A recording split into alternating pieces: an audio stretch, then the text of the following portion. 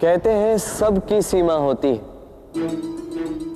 कठिनाइयों की, पीड़ा की, संकट की, अंधकार की भी। यदि किसी की सीमा नहीं होती तो केवल कड़े परिश्रम की।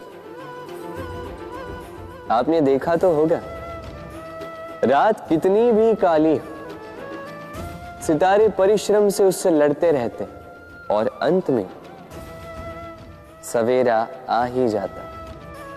आंधियां पंछियों के बसेरे को तहस नहस कर देती, किंतु पंछियां अपने परिश्रम से उसे पुनः बना ही लेती,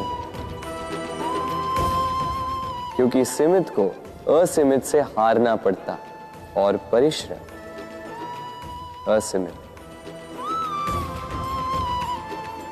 राधे राधे। बहती नदियां कितनी सुंदर होती हैं, पावन होती हैं।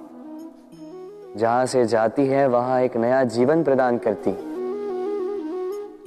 धरा को सींचती, अकाल को दूर रखती, और कदाचित इसीलिए नदी को मां समान पूजा जाता है। किंतु क्या कभी आपने सोचा है कि नदी जन्म कैसे लेती? क्या ये प्रारंभ से ही इतनी विशाल और वेगवती होती? नहीं, वर्षा की छोटी छोटी बूंदें गिरकर मिलती एक सूक्ष्म धारा बनाती। ये धारा पर्वतों के हिम को काटते हुए, स्वयं में पिघलाते हुए, जल प्रपातों से गिरती, चट्टानों से टकराती और फिर जाके नदी बनती।